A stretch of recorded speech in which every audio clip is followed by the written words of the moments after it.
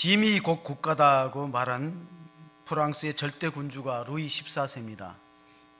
왜 짐이 국가라고 말했을까요? 그때는 이제 왕권 신수설이 있습니다. 왕은 신으로부터 자리를 물려받기 때문에 왕은 신에게만 복종하고 모든 국민들은 왕을 거역하는 것은 곧 신을 거역하는 것이다. 그게 왕권 신수설이고 루이 14세가 그런 막강한 권력을 행사했습니다.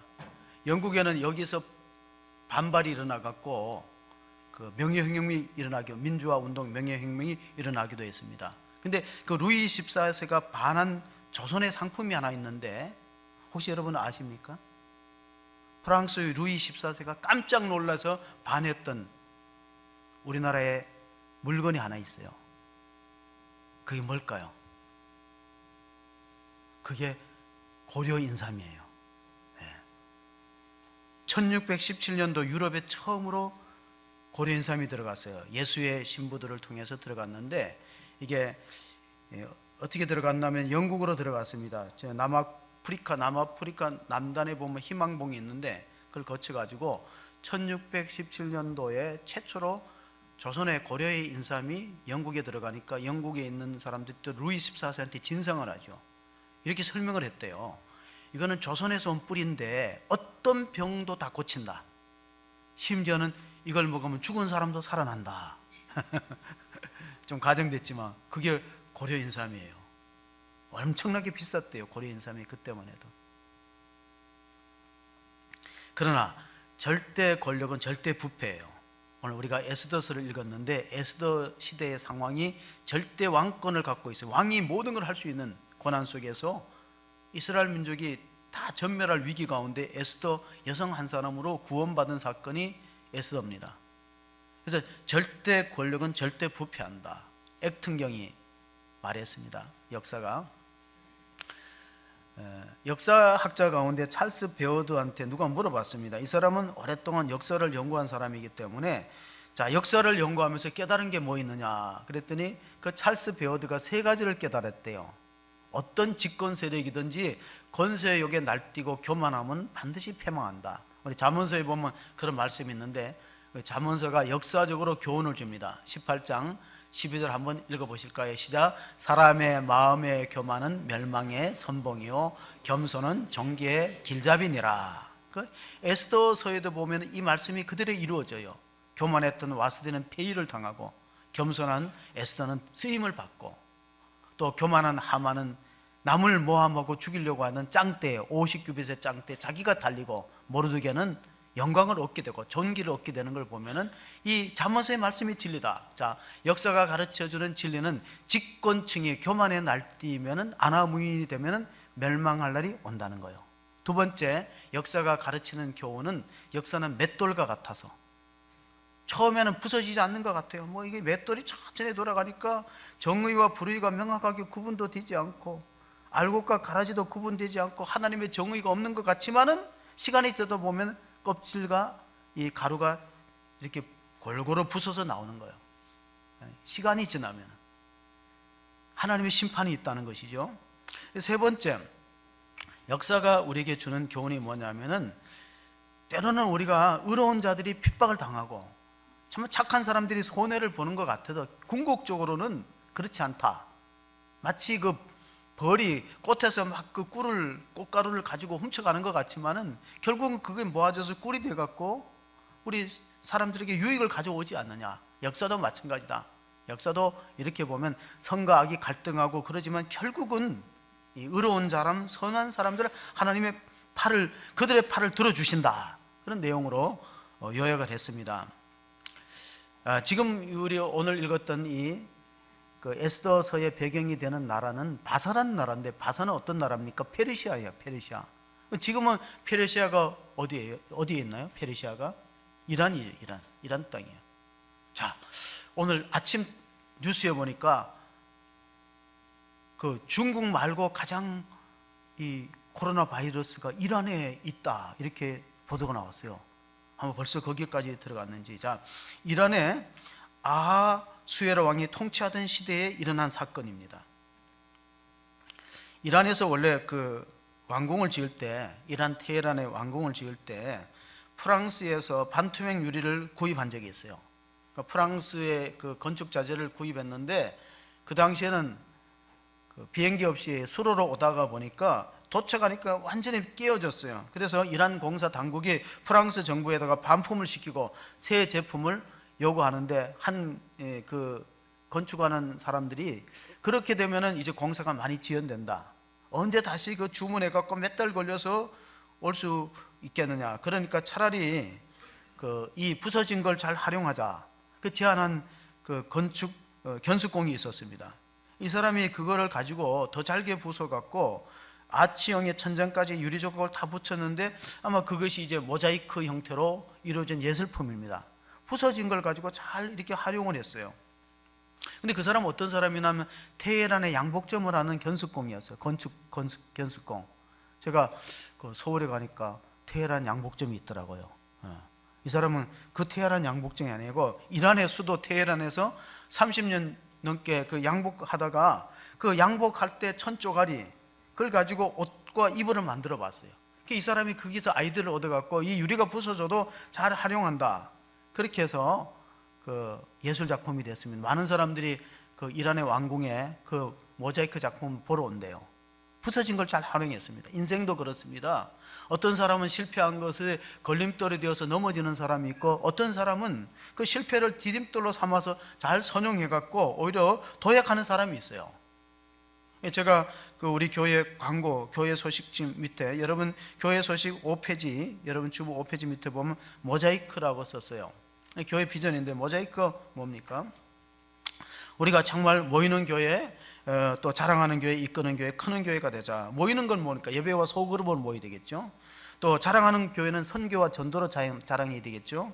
그 다음에 이끄는 교회는 교육과 교제를 통해서 서로 성장과 또 친교를 해야 되겠죠. 그리고 크는 것은 성장과 부흥입니다. 그러니까 모자이크에 비전을 넣은 것은 우리 교회도 정말로 실패와 아픔을 겪고 하나님의 뜻을 이루는 쓰임받는 그런 재단이 되자 하는 비전을 갖고 적어 놓았습니다. 에스더가 살았던 시대도 위기의 시대입니다.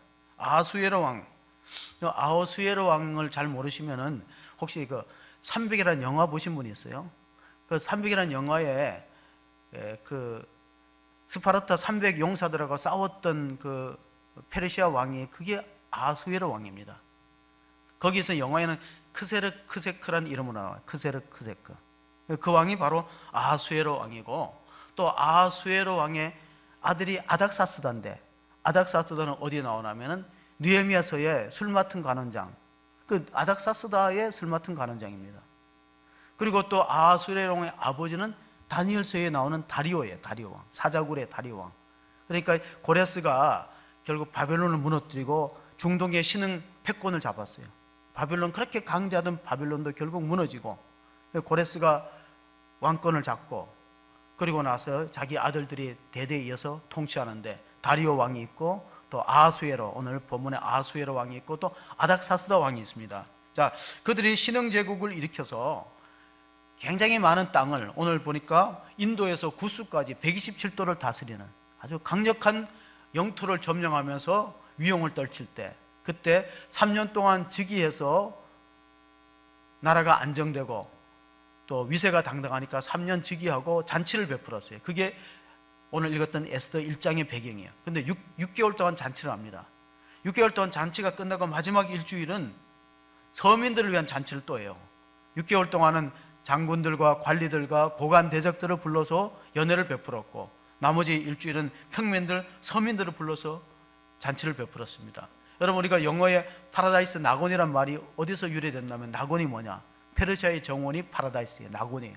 그만큼 그 사람들은 잔치를 중요시 여기고 그리고 자기들이 많은 그 어떤 아름다움을 추구하고 과시했던 그런 나라였습니다. 오늘 에스더에서에는 세 가지 특징이 있어요. 첫 번째 특징이 뭐냐면 여러분 잘 아는 것처럼 성경 66권 가운데 여성의 이름으로 되어진 책이 있어요. 에스더서하고 또 뭐가 있죠? 예? 룻기요. 또 한 권이 있는데 민수기라고. 예. 민수기는 여자 이름이 아닙니다. 예. 민수기 자꾸 어떤 사람이 여성으로 된 책이 3권 있다고 우기는데 3권은 아니고 2권이죠. 민수기는 백성 민자 숫자입니다. 백성의 숫자를 헤아리는 책이다. 이스라엘 민족이 출애굽한 숫자지만 장차 우리가 구원받을 숫자를 뜻하고 있습니다. 하나님의 나라에 들어갈 숫자. 자, 에스더의 두 번째 특징이 뭐냐? 에스더는 여성의 이름으로 만들어진 쓰여진 성경이다. 그래도 에스더서가 갖고 있는 두 번째 중요한 특징이 뭐냐면은 하나님의 이름이 한 번도 안 나와요. 여호와라는 이름이. 자세히 보세요. 에스더서가 길지 않은데 여호와 이름이 한 번도 안 나와요. 그 왜냐하면 하나님 이름을 감추면서 하나님의 섭리를 강조한 책이다. 그렇게 볼 수 있습니다. 에스더 1장에는 2명의 여성이 나오는데 하나는 와스디입니다. 하나는 또 에스더입니다. 와스디는 왕이 불렀을 때 잔치 자리에 나가지 않았어요. 왜냐하면 왕이 주응이 돋으니까 자기 부인의 아름다움을 과시하고 싶어요. 와스디가 너무나 용모가 뛰어나고 아름다우니까 자기만 보기 아까워서 자기 밑에 있는 고관 대적들하고 서민들한테 그 용모를 자랑하고 보이고 싶은 남자의 우쭐한 마음에서 불렀는데 내시가 가서 왕이 호출합니다. 그러니까 안 갔어요. 무슨 이유로인지 안 갔어요. 그래서 결국은 왕후의 자리에서 폐위되고 두 번째로 발탁된 여성이 에스더입니다. 근데 에스더는 자기가 유대인이라는 신분을 속이고 속였다기보다 말하지 않았어요. 그 당시에는 바사 제국이 여러 나라를 지배했기 때문에 수많은 인종들이 자기 통치하에 있었을 것입니다. 우리 1960년대에 그 허리우드에 2명의 유명한 배우가 있는데 한 사람은 여러분 잘 알아요. 마릴린 먼로라는 배우예요. 또 한 사람은 거기에 라이벌이 되었던 에반스 콜린이라는 배우가 있는데 에반스 콜린은 사람 잘 기억 못해요. 근데 두 사람은 막상막하로 그 할리우드 음악의 스타였는데 여러분 잘 아는 것처럼 마릴린 먼로는 어느 정도로 인기가 있었냐면요, 존 F 케네디가 생일에 불렀어요. 그래서 마릴린 먼로가 그 백악관에 들어가서 축하 노래를 불렀어요. Happy Birthday to you. 그리고 났을 때 존 F 케네디가 40대거든요 40대에 대통령이 됐어요. 나는 오늘 대통령 자리를 그만둬도 여한이 없다 했어요. 얼마나 마릴린 먼로가 이뻤으면은 마릴린 먼로의 생일 축하 노래 한번 듣고 나는 이제 대통령 자리에 물러가도 여한이 없다고 했겠어요. 근데 마릴린 먼로의 최후가 어떻게 됐냐면은 약물 중독, 수면제 과다 복용으로 그만 죽고 말았어요. 왜냐하면 인기가 있고 돈도 있고 문 남성들의 그런 어떤 갈채를 받았지만 허무하다는 거예요. 자기 내면이 허무하고 공허해갖고 그만 생을 마감하고 말았습니다. 거기에 비해서 에반스 콜린은 어느 날 갑자기 은퇴를 선언해요. 음악에서 떠나겠다. 그러니까 기자회견을 하는 마지막 그 기자회견 할 때 사람들이 물어봤어요. 왜 그렇게 잘 나가는 배우가 갑자기 음악을 떠나겠느냐 그래 물어봤을 때 저는 지금 깊은 사랑에 빠져 있습니다. 저는 그 깊은 사랑에서 헤어나올 수가 없습니다. 그러니까 기자들이 물어봤어요. 당신으로 하여금 그렇게 마음을 사로잡은 남자가 도대체 누구냐? 당신이 왜 그 사람을 선택했는지 좀 알고 싶다. 그러니까 그 에반스 콜린이 이렇게 말했어요. 사실 알고 보면은 내가 선택했다기보다 그가 나를 선택했습니다. 나는 오히려 선택을 당한 것입니다. 그리고 나를 선택하신 분은 예수 그리스도 예수님입니다. 예수님은 나의 죄를 위해서 십자가 죽으시고 나에게 영생을 주기 위해서 부활하셨습니다. 나는 그분의 사랑에 사로잡혀 있어갖고 이제 음악에 머물러 있는 것은 아무도 의미가 없습니다. 나는 선교사 학교를 다니고 있는데 졸업하면은 아프리카로 갈 겁니다. 실제로 그 에반스 콜린은 선교사와 결혼해서 아프리카에 가서 일생을 선교하다가 그 삶을 마쳤는데 7년 만에 안식년, 이제 선교사들은 대개 이제 6년 7년 되면 안식년이 있어요. 안식년에 돌아왔을 때 그 빌리그람 목사님이 만나서 물어봤대요. 자매님, 그렇게 인기를 받고 박수갈채를 받다가 화려한 그 스타의 삶을 살다가 그 낙후하고 오지에 아프리카에서 선교사 사는 거 솔직히 후회하지 않습니까? 물어봤어요. 절대 후회 안 한다는 거예요. 나는 영국의 여왕의 자리와 내 지금 자리를 바꾸지 않겠다. 나는 미국의 대통령 어떤 영광이 있는지 모르지만 미국의 대통령 자리라도 이 선교사의 자리를 바꾸지 않겠다. 그래서 그는 음악의 스타라기보다 진정한 하나님 나라의 스타였다. 평론가들이 그렇게 말합니다. 천국의 스타. 세상 스타들은요 스스로 타락한 사람들이 많아요. 음악의 스타는 많은 사람들을 옳은 대로 인도하여서 하늘에 상급이 있고 면류관의 주인공이 되는 겁니다. 다니엘서가 그걸 증거하고 있습니다. 다니엘서 12장 3절 한번 읽어보시겠습니다. 12장 3절 같이 읽습니다. 지혜 있는 자는 공창의 별과 같이 빛날 것이요 많은 사람을 옳은 대로 돌아오게 한 자는 별과 같이 영원토록 빛나리라. 자, 에스더라는 뜻이 별입니다. 에스더가 페르시아 말로 별이란 뜻이에요. 물론 이제 히브리 말로는 하다사라고 이름을 붙였어요. 식물의 이름인데, 근데 성경에 보니까 하다사라는 이름은 에스더서에 한두 번밖에 안 나와요. 다 에스더라고 불러요. 페르시아식의 이름이죠. 당신은 별과 같은 존재다. 이스라엘 민족을 죽음에서 건졌기 때문에. 왜 에스더서에는 여호와 이름이 안 나올까? 켈벤 몰가는 이렇게 말했어요. 영국의 강해 설교자 켈벤 몰가는 에스더서를 기록한 사람, 그 에스더서를 누가 기록했나 하는데, 현재까지는 신학자들은 작자 미성에 모르드게가 기록했다는 뭐 학설도 있는데, 그건 학계에서 인정을 못 받아요. 그럼 에스더서는 작자 미성이에요.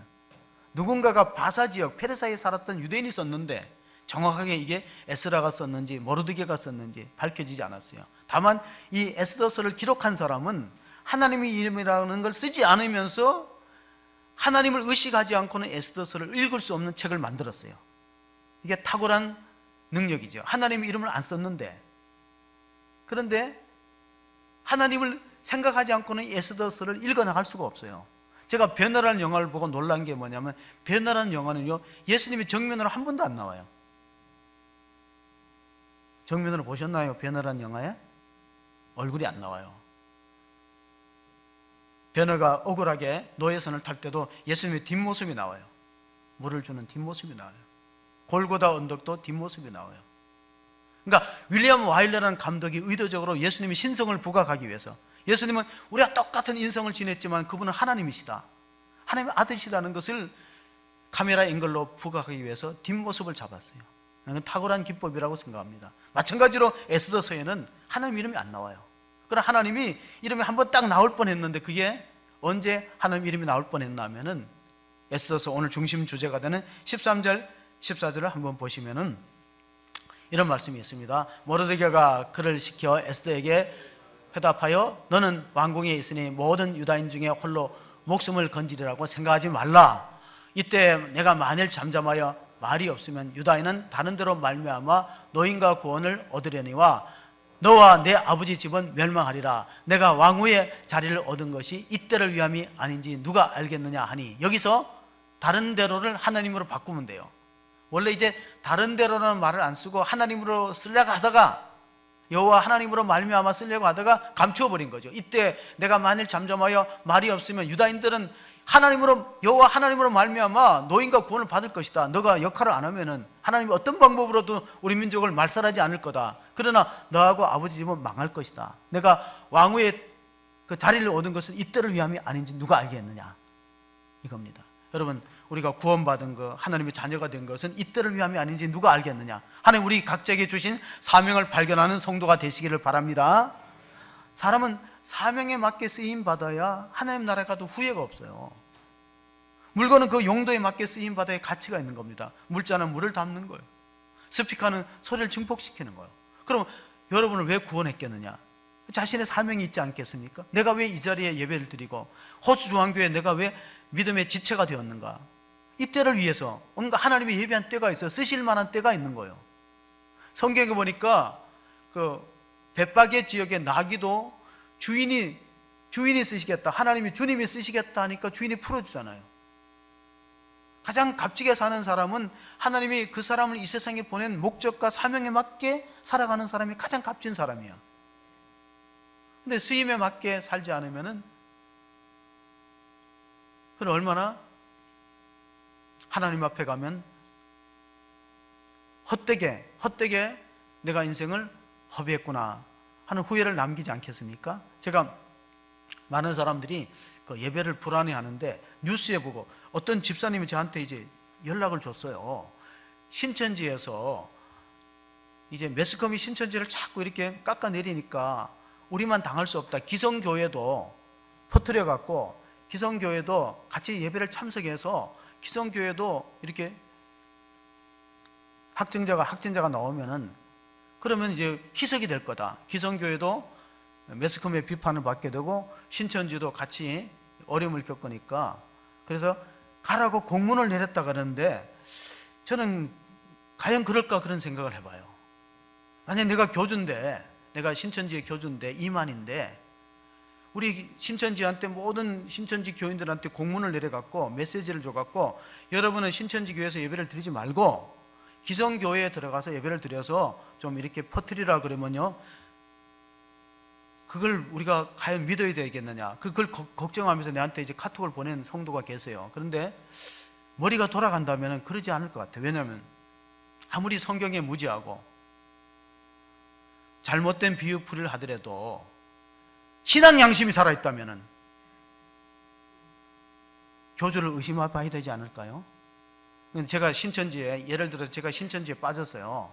신천지에 빠져서 열성분자가 되었어요. 근데 이런 일이 생겨갖고 너희들은 기성교회 가갖고 예배를 드려갖고 퍼뜨리라 그러면 저는 버뜩 이런 생각이 들어요. 아, 이거는 예수님의 가르침과 맞지 않는다. 이거는 물귀신의 가르침이지 예수님의 가르침인가? 딱 그런 의심이 들어가야 되지 않을까요? 정상적인 사고를 한다면, 정말 양심이 마비되고 화인 맞지 않고 양심이 살아있는 사람 같으면 종교와 신앙과 교리를 떠나서라도 이렇게 가르치는 교주 밑에 내가 있겠느냐 이런 생각을 해야죠. 그 사람이라면. 나만 그런 생각을 하는 것 같아. 원래 제가 굉장히 의심이 많아요. 저는 쉽게 성경을 안 믿는 사람이었어요. 부활도 안 믿고 예수가 하나님이라는 걸 절대 안 믿었던 사람이에요. 그러니까 내가 만약에 신천지에 빠졌는데 신천지 교주가 그런 메시지를 딱 든다면 내가 당장 의심할 거예요. 저 사람은 우리가 따를 지도자가 아니다. 이건 예수님의 가르침이 아니다. 예수님 이웃을 사랑하라 그랬는데 아니 가서 그걸 펴뜨리면 되냐. 이거는 신앙과 교리와 종교를 떠나서 양심이 살아있으면은, 인간적인 양심이 살아있으면 이렇게 안 하거든요. 그러니까 만약에 이만희가 머리가 돌아간다면 이걸 메시지를 주면 안 되죠. 그럼 정상적인 사람은 다 떠나버리죠. 완전히 뭔가 생각을 못하는 사람, 양심이 마비된 사람만이 그 가르침을 따르지, 제대로 정상적인 사고를 하는 사람은 어떻게 그거 우리의 교주라고 따르겠습니까? 탈퇴해버리지. 아, 이래서 신천지는 반사회적인 사교 집단이구나 하고 대번 느껴야지. 공감을 안 하시면 에스더서 1장 1절 한번 읽어보시겠습니다. 예. 에스더서 1장 1절 읽어봅시다. 자, 이 일은 아하수에로 왕 때에 있었던 일이니 아하수에로는 인도로부터 구스까지 127지방을 다스리는 왕이라. 이 아하수에로가 정복력이 강한 것 같아요. 그래가지고 막 그 여러 나라를 점령했는데 그 중에 하나가 헬라 지역을 쳤어요. 그리스를. 그 그리스의 스파르타 300용사들이 막 목숨을 걸고 저항하잖아요. 그게 크세크 왕이었어요. 근데 그 나라도 오래 못 갑니다. 왜냐하면 얼마 있다가 헬라에 뛰어난 장군이 태어나요. 마게도니아. 누구냐? 알렉산더가 나와서 결국 바사 페르사를 멸망시키고 헬라 제국을 세웁니다. 그럼 헬라 제국이 전 세계를 다스리면 안 돼요. 헬라도 무너지고 로마가 세계를 지배했어요. 그때 예수님이 오셨어요. 이게 중동의 패권이 이렇게 바뀌는 거예요. 교만한 민족이나 집단은 하나님이 오래 두지 않아요. 자, 아하수에로가 자기의 위용을 과시하기 위해서 자기가 얼마나 위대한 왕이고 자기가 얼마나 대단한 나라를 세웠는가를 과시하기 위해서 6개월 잔치를 끝내고 나서 평민들을 모셔다가 하는데 이제 신부를, 자기 왕후를 불렀어요. 그게 이제 에스더 1장 17절에 말씀 한번 읽어보겠습니다. 아하수에로 왕이 명령하여 왕후 와스디를 청하여도 오지 아니하였다 하는 왕후의 행위를 소문이 모든 여인들에게 전파되면 그들도 그들의 남편을 멸시할 것인즉. 자, 이제 왕의 권위가 떨어졌어요. 왕이 시키면 다 말 듣는데 왕후만 말 안 들어요. 하여튼 여자는 쎄. 어느 왕비 말고는 누가 말 안 들을 사람이 어디 있어요? 이 사회는 지금으로부터 2500년이 전이기 때문에 남존여비가 강해요. 남성 위주의 사회였고 또 어른 위주의 사회였어요. 남존여비의 뜻은 알죠? 남자가 존재하면 여자는 비참하다. 그런, 남자가 존재하는 한 여자는 비참한 생활을 했던 게 과거 유교 사회였습니다. 요즘 바뀌었어요. 남자의 존재의 이유는 여자 비자금 만들어주는 거다. 많이 만들어주세요. 저도 만들려고 하는데 잘 안 됩니다. 그래서 무무관이라는 율법학자, 그러니까 법무부 장관이 무무관이야. 무무관을 불렀어요. 이거 뭐 법이 있느냐 그러니까 왕후가 말 안 들어갖고 그것이 대신들이 알고 백성들이 알면 남자 권위가 떨어지니까 이참에 법을 만들어 갖고 왕의 말을 안 듣는 사람 폐위시키는 법을 만들자. 그래서 법률 조항에다 넣었어요. 왕의 말을 듣지 않는 왕후는 폐위를 시킨다. 그 법률을 집어넣으면 되는 거죠. 자기네 마음대로니까. 그래서 이제 왕후가 쫓겨나고 그 다음에 이제 새로운 왕비를 발탁하는 과정에서 에스더가 되는 거예요. 그러니까 미스 페르시아를 뽑는데 에스더가 들어간 거죠. 얼마나 아주 청초한 아름다움과 순결한 모습의 왕의 눈에 들었던 것이죠. 자, 이제 에스더서를 본문 한번 읽어볼까요? 10절, 11절 본문을 한번 읽어보시겠습니다. 에스더가 하닥에게 이르되 너는 모르드게에게 전하기를 왕의 신하들이 왕의 각 지방 백성이 다 알거니와 남녀를 막론하고 부름을 받지 아니하고 안뜰에 들어가서 왕에게 나가면 오직 죽이는 법이요 또 왕이 그 자에게 금교를 내밀어야 하며 하리니 내가 부름을 받아 왕에게 나가지 못한 지가 이미 30일이라 하라 하니라. 자, 중간에 내시를 세웠어요. 내시가 하닥인데 가서 이제 서로 모르드게와 에스더의 사이는 어떤 사이입니까? 사촌간인데 이 에스더가 일찍이 부모를 여의고 모르드게를 따라와서 양녀와 같은 거예요. 그래서 우리 어떤 학자들은 뭐 조카라 근데 조카가 아니고 사촌지간인데 양보 같아요. 키워줬으니까. 모르드게가 키워주고 신앙도 가르치고 잘 이렇게 곱게 키워서 이제 왕후가 됐는데 그 나라의 법이 뭐냐면은 왕후가 왕의 말 안 들으면 쫓겨나고 또 왕이 부르지도 않은데 나가면 죽어요. 얼마나 무서운 법이에요. 왜 그런 법이 생겼냐면은 고대 사회는 암살이 많아요. 그러니까 암살을 피하는 방법이 뭐냐? 왕의 입구에 왕이 부르기 전에 나가면은 다 암살조로 보는 거예요. 그게 왕비일지라도. 그런데 살아나는 방법이 왕이 호를 내밀면 용서받고 살아나는 거예요. 근데 왕이 부른지 아는지가 30일째가 됐어요. 왕비를. 이 말은 왕비 말고도 첩들이 많다는 얘기예요. 잘못하면 죽을 판인데 실제로 이 모르드게가 어떤 일이 있었냐면 우리가 에스더서를 읽어보니까 중간에 모르드게가 내시 두 사람이 아수르의 왕을 암살하는 걸 미리 적발해 갖고 처단했어요. 그래서 그 내용을 바사 역대지략, 우리로 말하면 조선 왕조실록 같은 데다가 바사 왕조실록에다 기록을 해놨어요. 근데 하루는 이 아수르의 왕이 잠이 안 와갖고 그 역사책을 읽다가 보니까 이 모르드게라는 신하가, 모르드게는 어떻게 궁중에 들어갔냐면은 모르드게가 후견자인데 그 모르드게에서 키웠던 양녀가 왕비가 됐으니까 아마 좋은 수문장이 자리를 줬던 것 같아요. 근데 그 수문장 자리에서 정보를 입수해 보니까 내시 두 사람이 왕을 암살한다 알고 처단해 버렸어요.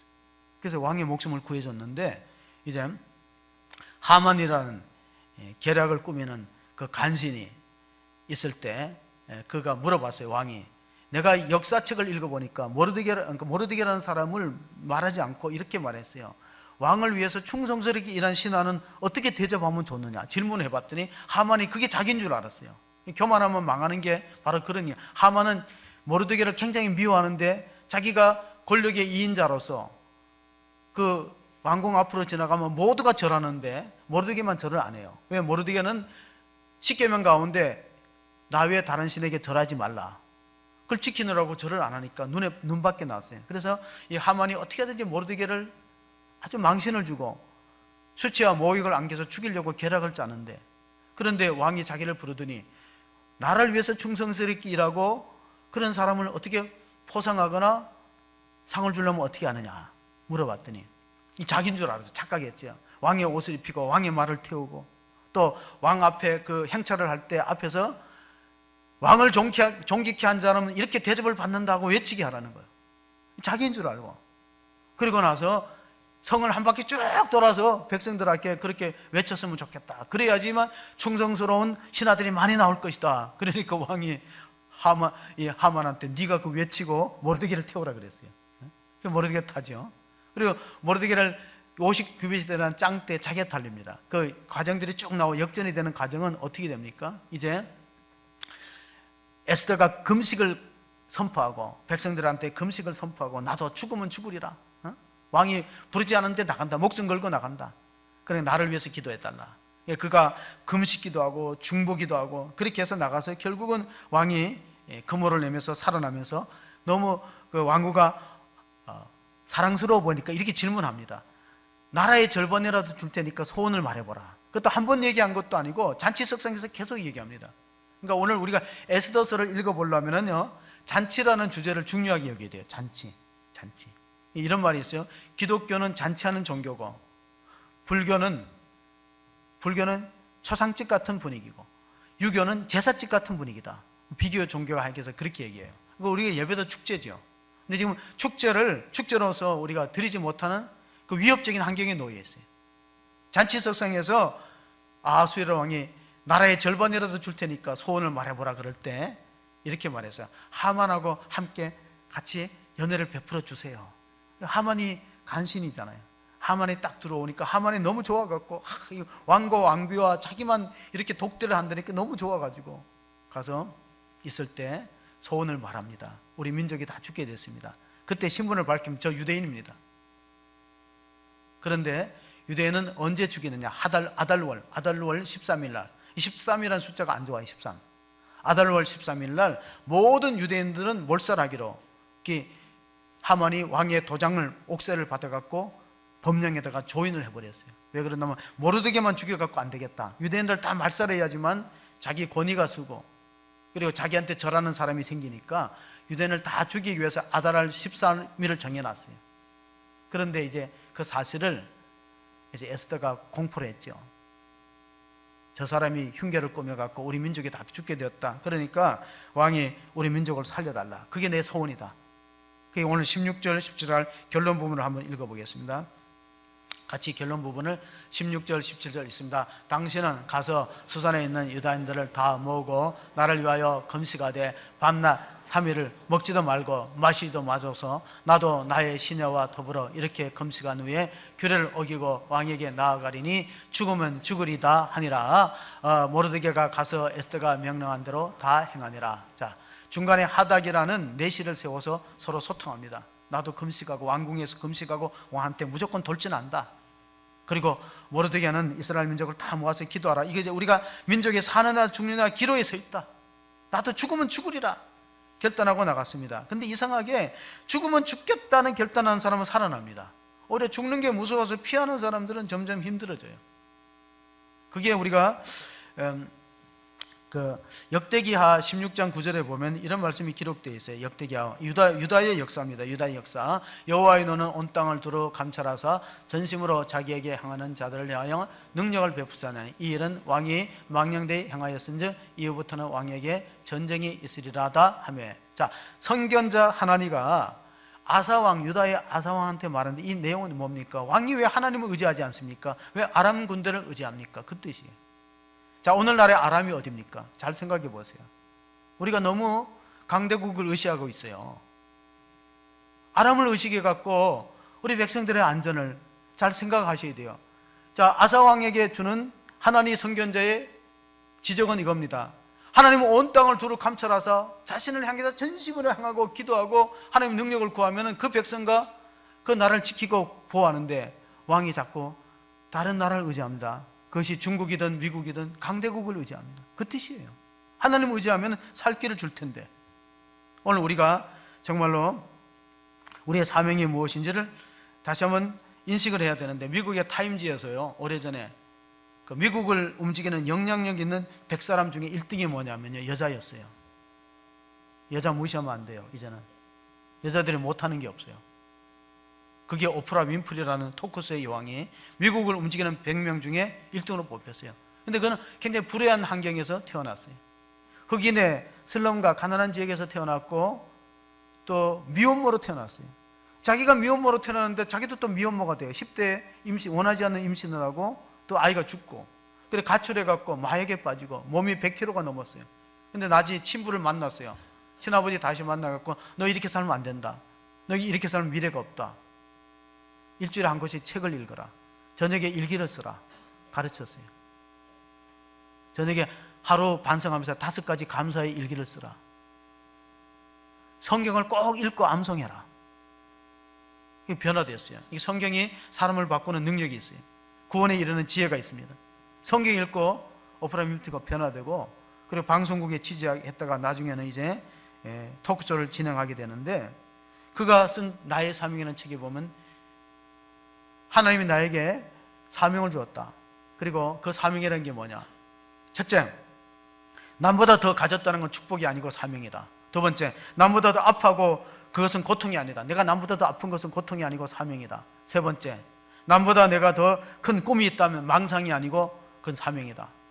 요셉의 꿈은 하나님 이루어 주십니다. 마지막으로는 어떤 분야에서 내가 부담이 있다면 그건 강요가 아니고 사명이다. 여러분, 우리가 부담이 되는 게 있잖아요. 하나님 교회에서 거룩한 부담이 있는 게 그게 사명이라는 거예요.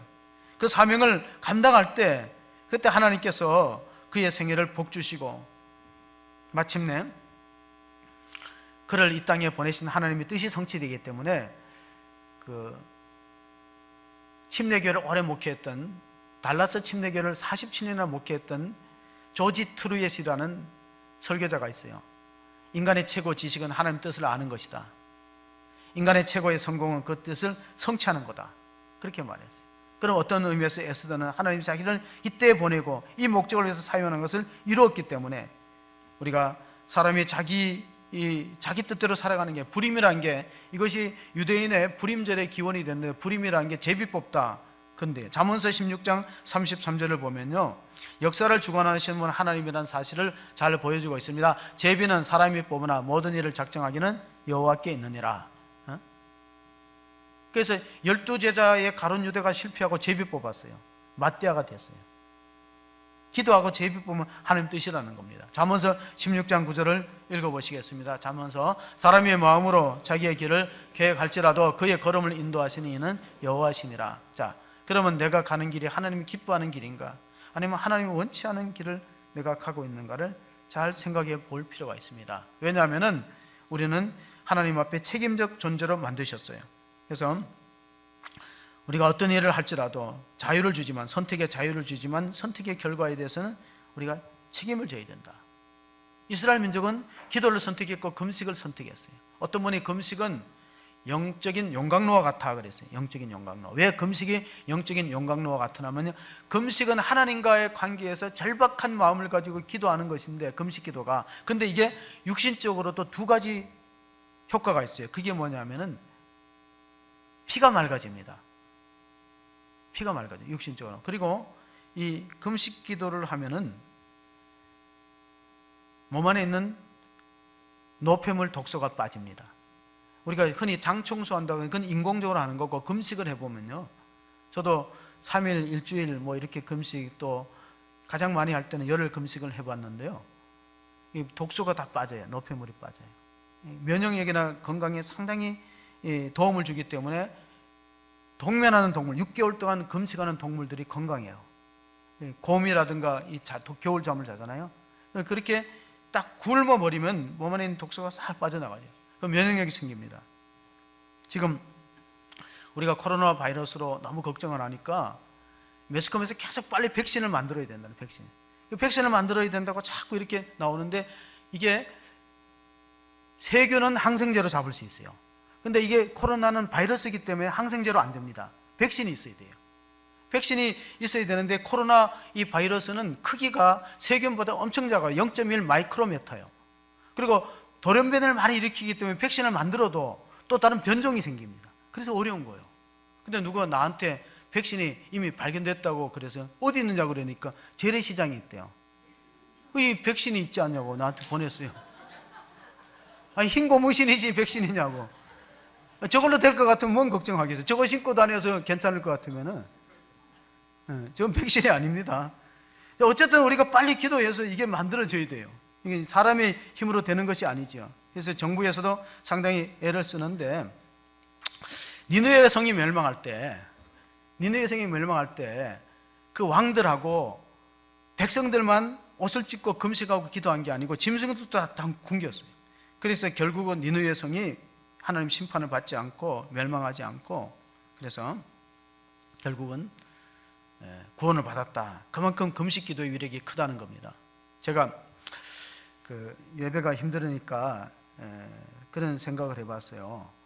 자, 우리가 지금은 참 교육자들도 힘들게 교회 오라 하기도 지금 어려운 상황이에요. 그렇다고 해서 제가 안 갈 수도 없어요. 만약에 신방을 요청하면 저는 가요. 성도들이 결혼식, 장례식 있으면 저는 가요. 대구 아니라 어떤 지역으로 갑니다. 그럼 제가 대구에 간다, 뭐 장례식을 간다, 어디에 간다 그럴 때 제가 뭐 두려워하는데 억지로 가겠어요? 그렇진 않아요. 담담하게, 담대하게 가지.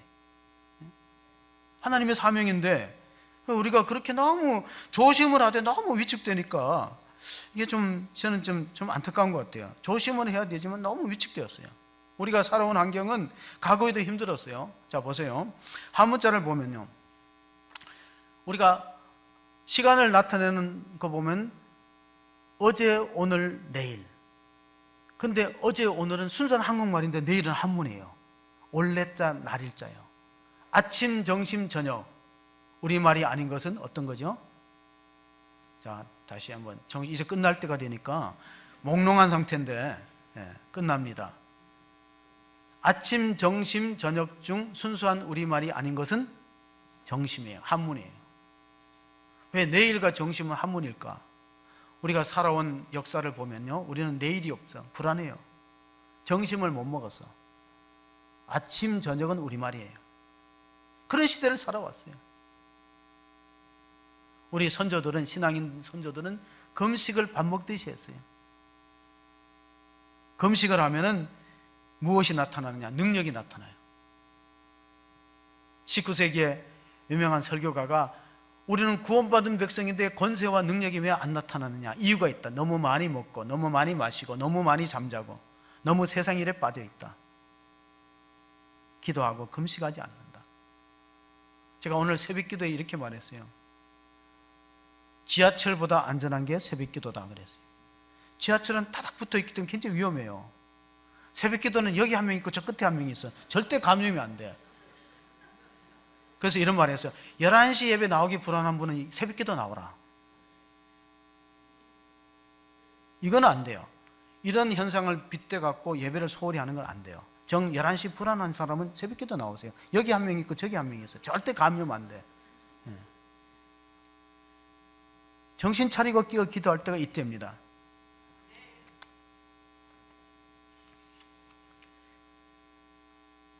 하나님이 사순절 때 우리 민족에 고난을 줬어요. 사순절이거든요. 기도할 때라는 뜻입니다. 충남 예산 출신으로 100여 년 전의 인물이에요. 충남 예산 출신이죠.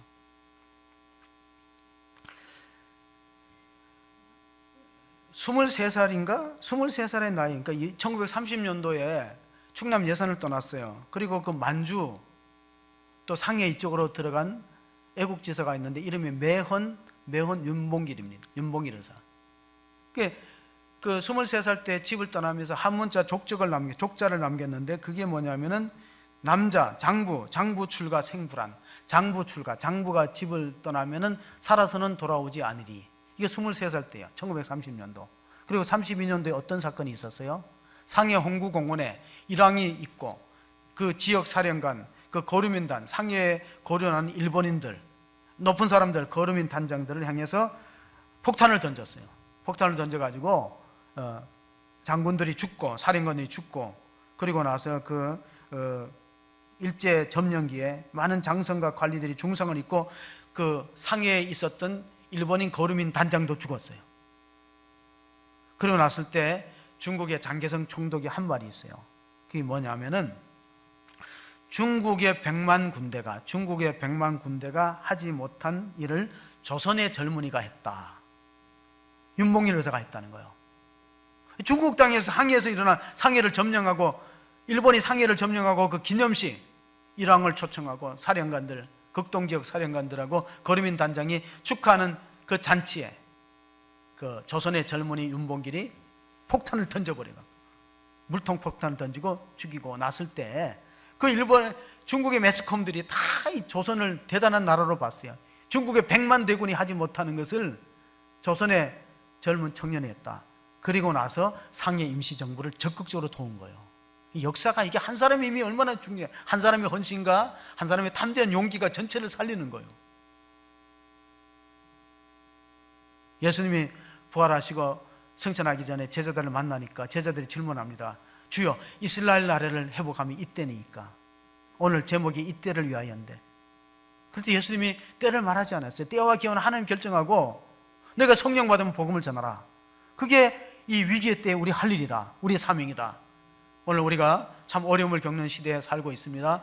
끝으로 그럼 우리가 이때 무엇을 해야 되는가? 디모데후서 4장 1절 2절을 끝으로 한번 보시겠습니다. 같이 있습니다. 하나님 앞과 살아있는 자와 죽은 자를 심판하실 그리스도 예수 앞에서 그의 나타나실 것과 그의 나라를 두고 엄히 명하노니 너는 말씀을 전파하라. 때를 얻든지 못 얻든지 항상 힘쓰라. 범사에 오래 참음과 가르침으로 경책하며 경계하며 권하라. 아멘. 기도하십니다. 하나님 아버지, 시대가 너무나 불안하고 어려운 때를 당하고 있습니다. 하나님, 이 땅을 긍휼히 여겨주시옵소서. 이 땅에 세워진 주님의 피값으로 세워진 교회를 보호하여 주시옵소서. 지금 많은 교회들이 예배 어려움과 겪고 있고 많은 소상공인과 자영업자들이 망연자실하고 있습니다. 날로 확진자가 늘어나는 이 사태를 바라볼 때 하나님, 이때가 어떤 때입니까? 우리가 금식하며 깨어 기도할 때인 줄 믿습니다. 하나님, 이때는 정말로 우리 각자가 하나님 말씀에 순종해서 때를 얻든지 못 얻든지 복음을 전파할 때인 줄로 믿습니다. 에스더가 죽으면 죽으리라는 결단을 하고 왕에게 나아가서 하나님의 기적적인 응답으로 자신을 살릴 뿐 아니라 동족을 살렸던 놀라운 은총이 오늘 기도하는 한국교회와 기도하는 한 사람 한 사람을 통해서 이루어지도록 역사하여 주시옵소서. 우리 구주 예수 그리스도 이름으로 기도합나이다. 아멘.